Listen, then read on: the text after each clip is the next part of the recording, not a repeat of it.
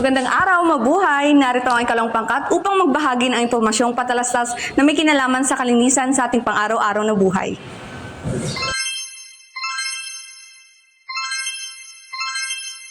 Nahahati ang kalinisan sa apat na uri. Ito ang mga sumusunod. Pansariling kalinisan, kalinisang pangkapaligiran, kalinisan sa tahanan, at kalinisan sa pagkain.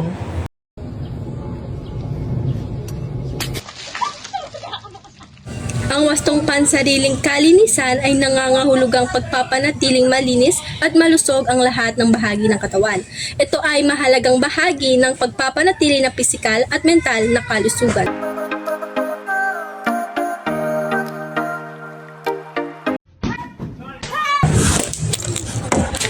Ang layunin ng pangkalikasang kalinisan ay lumikha ng ligtas na lugar upang makaiwas sa mga sakit dulot ng polusyon at mga nakakalasong mga basura.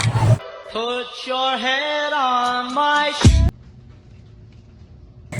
Mahalagang panatilihing malinis ang bahay upang mapanatiling malusog at ligtas na lugar para sa mga naninirahan.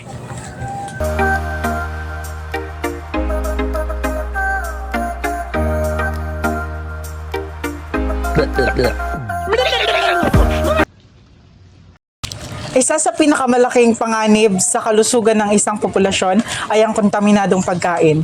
Ito ay isang pangunahing sanhi ng paglaganap ng mga sakit o pagkahawa ng impeksyon. Sexy on the cover. She call me Miss Bombastic. Ang pagpapanatili ng wastong kalinisan ay mahalaga para sa isang ligtas at malusog na buhay.